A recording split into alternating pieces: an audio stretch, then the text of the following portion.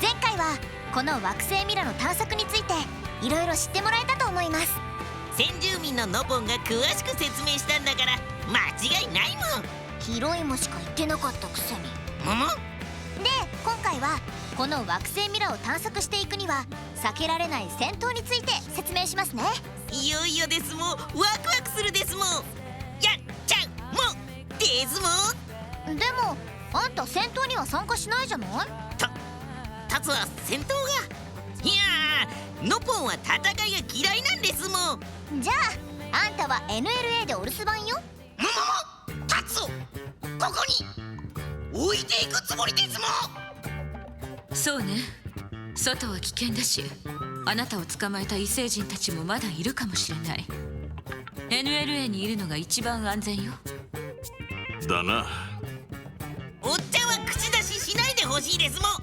タツは戦闘は嫌だけど冒険は一緒にしたいんですもん。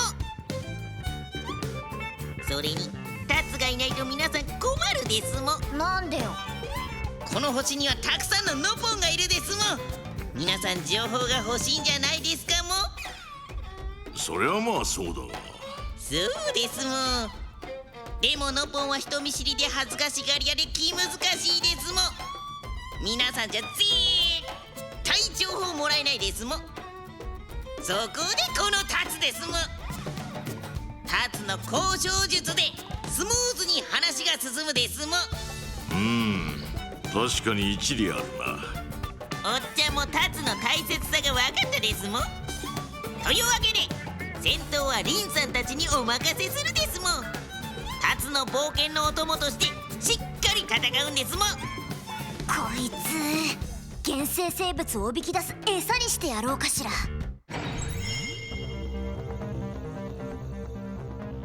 いよいよ戦闘について知ってもらう時が来たわね。実戦で覚えてもらう方が早いだろうから、早速だけど NLA の近くで暴れている原生生物を討伐してもらうわ。ターゲットを見つけたら抜刀して戦闘開始よ。基本的な攻撃はナイフやソードなどで接近戦に持ち込む格闘。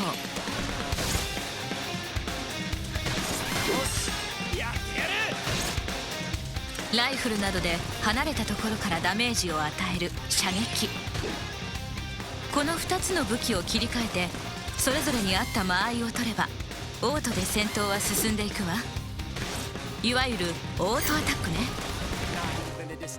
そしてオートアタックとは別にもう一つ、ここに表示されているものが戦闘には欠かせない必殺技アーツよ。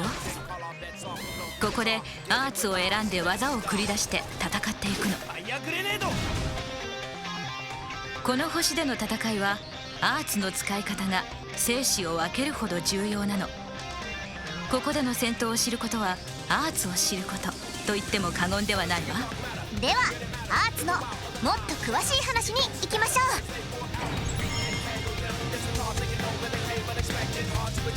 アーツにはいくつかの種類があります。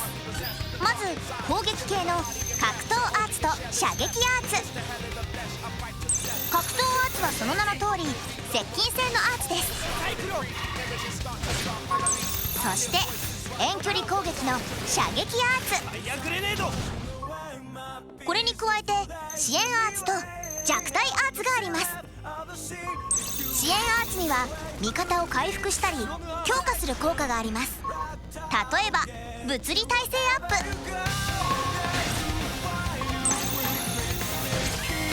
弱体アーツは敵をひるませるなど弱体効果を与えます。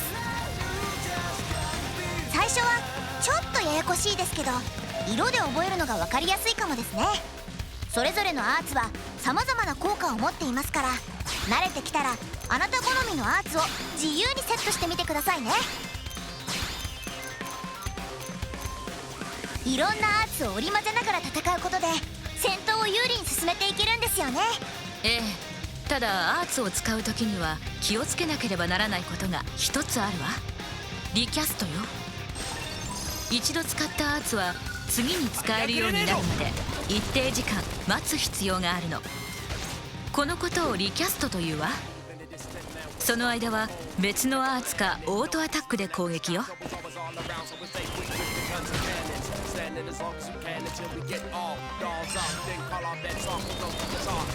リキャスト完了。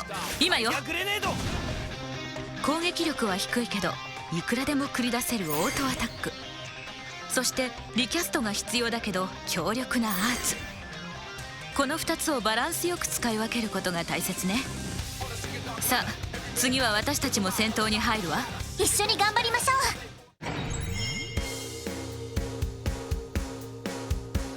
戦闘中私たちは声を掛け合って戦っているわ。それがソウルボイスよ。油断してるが格闘アーツで崩すわよ。ちょっと騒がしいと思うかもしれませんが、仲間と連携を取り合う上でとっても重要なことなんです。援護射撃お願いします。だったらこいつをお見舞いしてやる。戦闘開始。一斉射撃で流れをつかむ。仲間から声をかけられるとアーツが光ってあなたが次に撃つべきアーツを知らせてくれるの。そのアーツを使って仲間に応えることでソウルボイスが成立、アーツが強化されたりさまざまな効果が得られるわ。転ばしました。接近戦で行きましょう。分かってる。そして何より私たちの HP が回復していくのよ。つまり攻撃の手を休めることなく特殊効果を加えたり HP を回復したりできるというわけだから、ノンストップで攻撃を繰り出せる。接近戦で行きましょう。分かってる。手加減はなしだ。あと戦闘をしていると画面のセンターにサークルが現れることがあります。タイミングよく B ボタンを押すと今度は逆にあなたが仲間に呼びかけることができます。敵さん驚いてる。急所を狙い撃て。あなたのソウルボイスに仲間が答えてくれるわ。点灯させる。 HP も回復できるチャンスなので見逃さないでくださいね。格闘で片付けよう。私がバシッと決めちゃいます。ソウルボイスには様々な種類があってその効果も多彩よ。戦況に応じたソウルボイスを自分で設定できるから自分なりの戦術を組み上げることができるわ。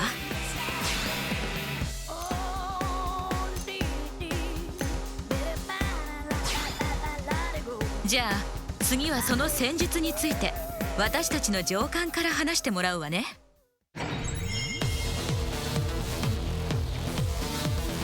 よう新入り、エルマからちゃんと教わってるか。彼なら大丈夫よ。私が選んだメンバーだもの。お前には期待がかかってるんだからな。しっかり頼むぜ。惑星ミラでの戦闘だが効率的に戦ったり強力な敵と戦うには戦術も必要だ。いくつかのポイントがあるからしっかりついてこいよ。まずはアーツのコンボについてだ。攻撃アーツの中には組み合わせることでより大きな効果を発揮するものがある。格闘アーツを使った後に使うとダメージがアップするもの。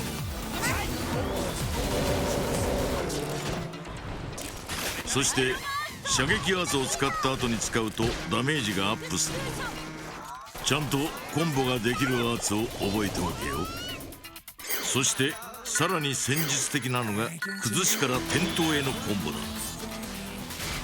まずはアーツ効果で相手を崩す。続けて転倒効果のあるアーツを繰り出せばすってんころりんってわけだ。相手の動きを封じることができる上与えるダメージは 1.5 倍の大幅アップだぜ。単発の攻撃じゃなく常にコンボを意識しながら戦うことね。そして位置取りにも気を使え。相手の背面からの攻撃、地形を生かした上下からの攻撃は命中率とクリティカル率が変化する。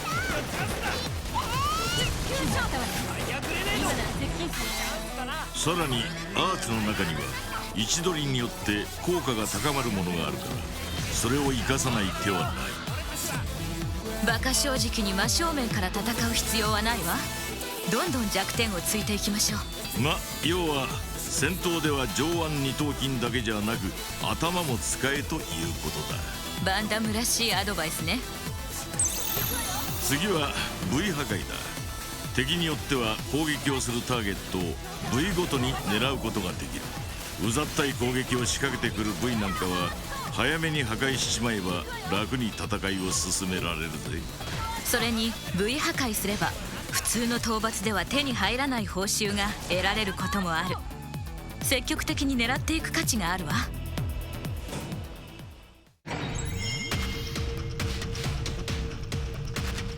さてここで初心に戻ってもらおう。初めて戦闘に出た時に覚えたオートアタックだ。攻撃力が低いオートアタックはアーツに比べて一見地味に感じるかもしれないけど、とても重要な役割を果たしているのよ。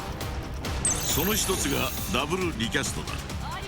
アーツは一度使うと次に使うまでリキャストする時間が必要だ。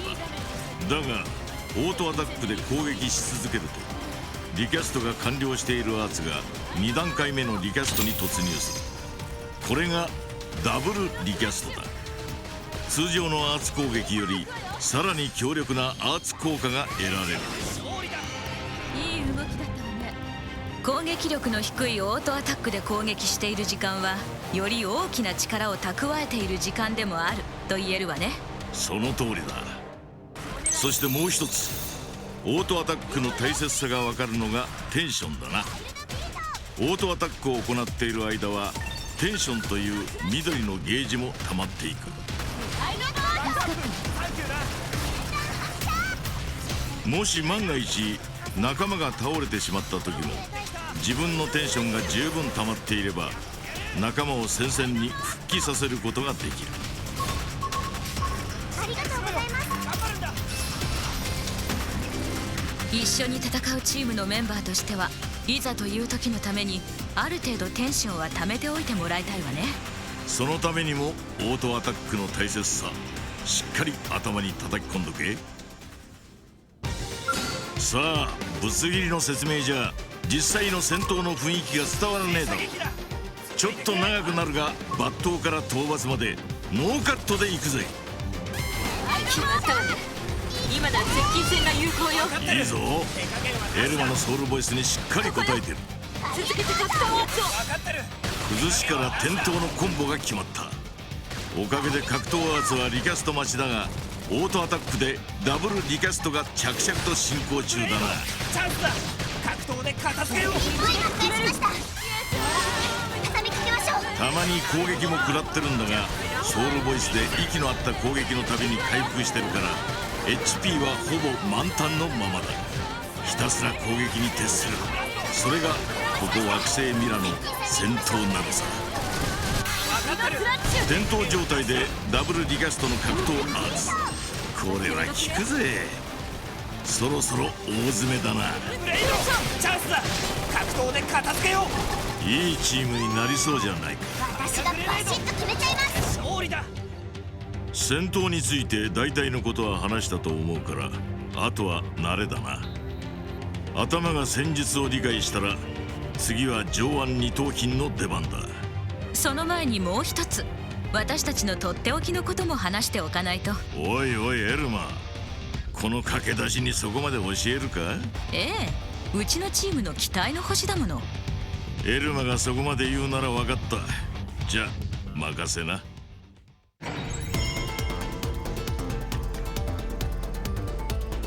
エルマの言ってたとっておきってのは戦闘技能を大きく引き出せるオーバークロックギアのことだ。新入りのお前にはまだ使えないがそのうち使えるようになるから覚えとけ。オーバークロックギアの発動中はアーツのリキャスト時間が大幅に短縮され待ち時間なしで次々とアーツを繰り出すことができる。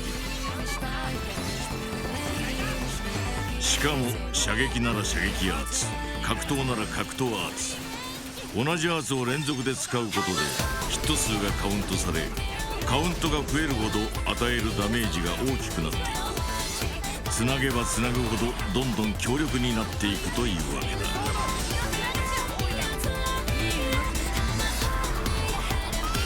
オーバークロックギア発動中はダブルリキャストからさらに3段階目のリキャストトリプルリキャストが始まる。もちろんその効果はダブルリキャストを上回る破壊力だ。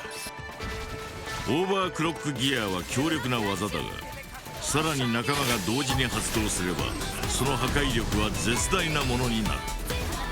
どの局面でどう使うかはお前次第。使えるようになるのを楽しみにしてろよ。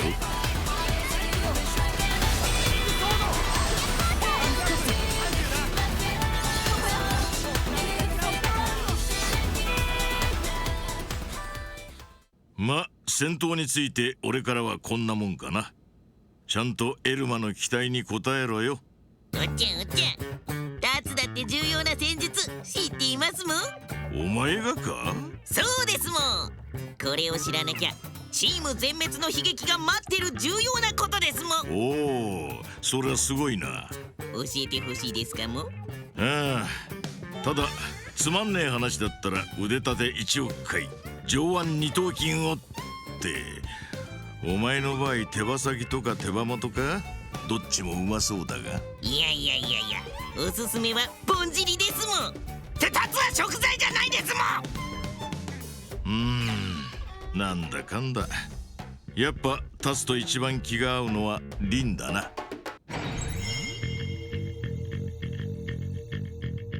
もうバンダムしれったらどこをどう見れば立つと気が合うように見えるっていうのよ。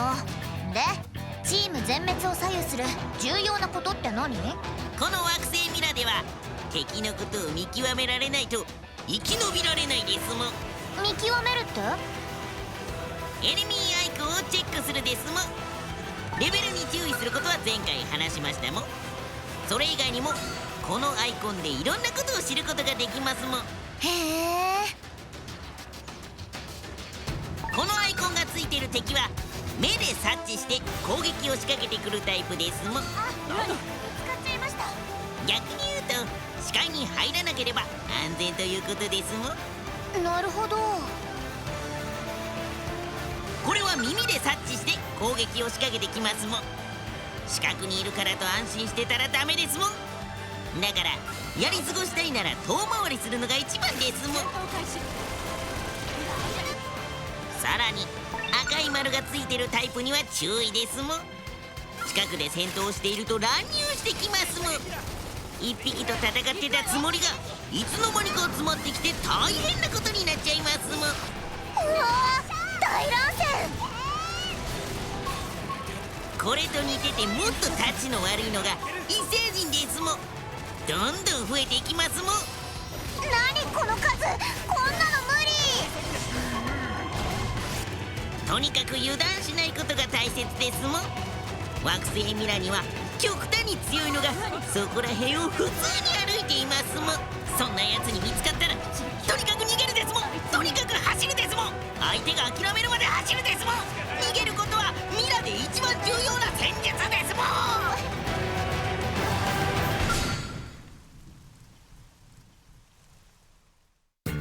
ん。どうですもん。勉強になったですもん。さすがミラの先住民ね。見直したわ。戦う相手のことちゃんと知るって大事なのね。そうですもん、そうですもん。敵を知り己を知れば百戦危うきに近寄らずですもん。あれ、結局自分は戦わないってことを言いたいわけ？ですもん。さて戦闘関係はここまでにして、ここからは備えあれば憂いなし装備ですよ。あ、タツはもうブレイドホームに帰っていいから。タツは用なしですかも。タツは梨じゃなくってお芋でしょ。そうそう、タツは果物じゃなくお野菜ですもんって。タツは食材じゃないですもん。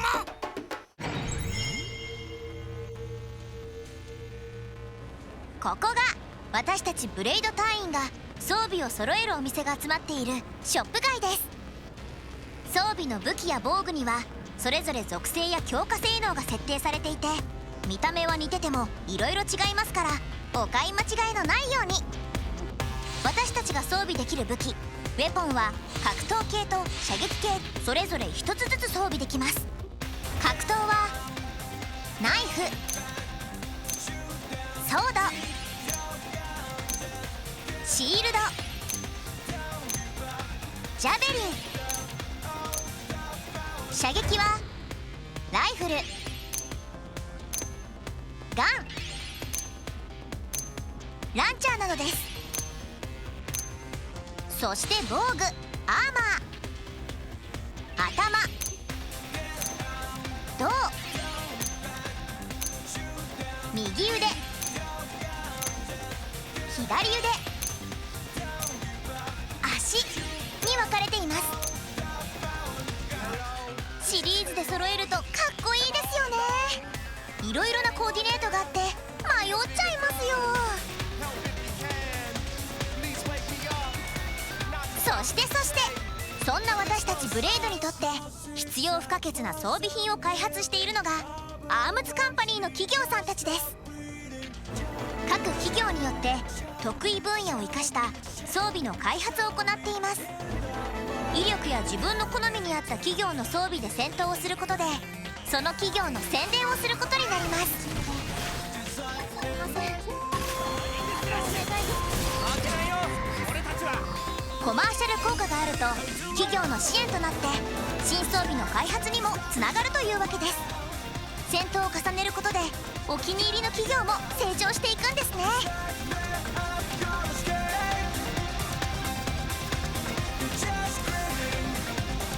マノンの人たちが立ち上げた企業は異星人の高度な文明の粋を集めた装備。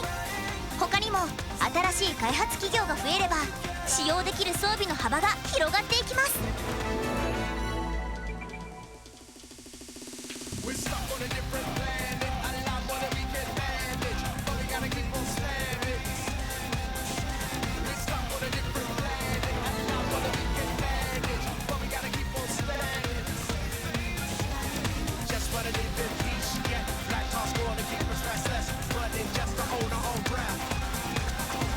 装備品にはスロットがついてるものがあります。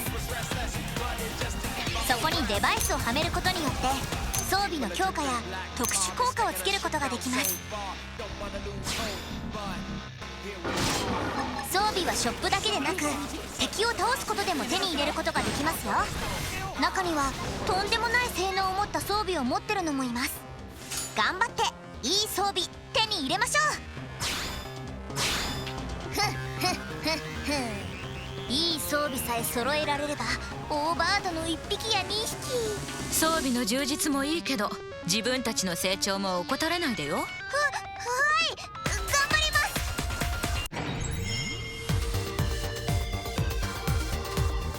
す。私たち自身の成長はインナーレベルとクラスランクによって確認できるわ。インナーレベルが低いといくら攻撃力や防御力が高い装備を揃えたとしても扱えないのよ。自分自身の成長があってこそさらなる強さを身につけられるということね。戦闘での勝利だけでなくフィールドのトレジャーボックスを見つけたり秘境の発見をしたり私たちはさまざまな経験を積むことでも成長していくわ。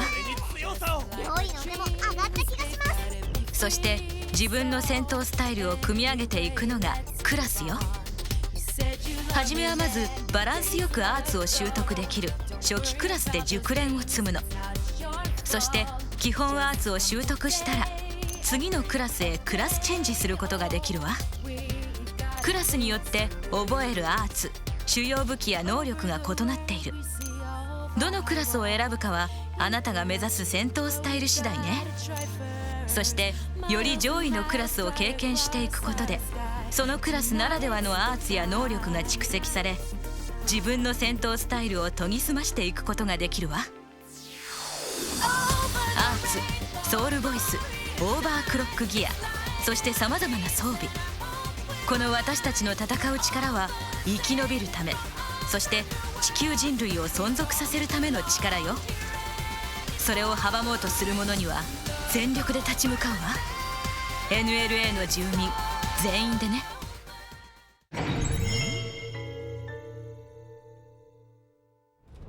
あなたと共に任務に就くのはリンと私だけではないわ。このブレイドに所属する者たち、 NLA に住んでいる者たち、みんながこの惑星ミラで生き延びたい、 NLA を守りたいという気持ちでいる。そんなさまざまな仲間を加えて最大4人のチームを組むことができるわ。彼女はインターセプター所属のイリーナ。ちょっと男勝りだけど NLA 住民を守りたいという使命感にあふれているわ。この星にはさ、私たちだけしかいないだろ。あいつらの肩にだって地球人の希望が乗っかってる。そう考えたらさ、体が勝手に動いてた。バーストグレネード！ブイを破壊した！転ばしてやれ！道を作る。私についてきな。助かります。彼はグイーン、イリーナの部下でインターセプター所属よ。何にでも一生懸命になれる若さが魅力ね。先輩ってもしかして動物飼ってたんですか？まあ犬をな、地球にいた頃やっぱりアイシャ、無茶だよ。無茶はお前だ。グイーン先輩、こいつは引き受ける。アイシャを連れて NLA に戻れ。狙いはバッチリ。撃ちますよ。ありがとうございます。接近戦でリズムを維持して。よし、こいつで決めてやる。彼はアバランチ所属のダグ、ブレイドを代表するドール乗りよ。そして見かけによらず繊細な優しさを持っているわ。大丈夫です。ダグが応急処置してくれたから。さすがダグさん。なに、あんたらが戦ってるのが見えたもんでね。一番乗りできなくても役に立てることがあってよかったよ。優勢剣、優勢ロンド、やってやったぜ。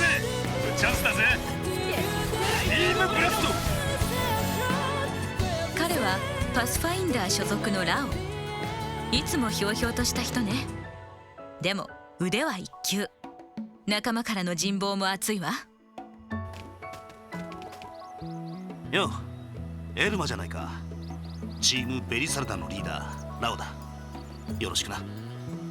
ところでその丸っこいやつはなんだ？非常食か何かか？非常食じゃないですもん。喋るのか？外すかよ。いい攻撃入ってる。ファーストダウンだ。続けて撃て。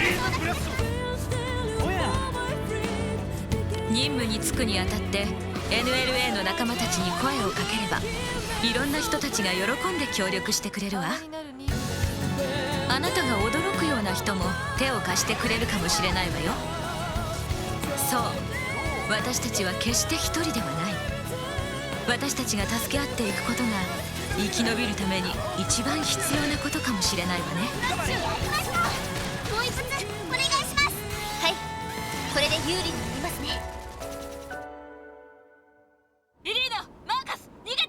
え、マーカス。はい。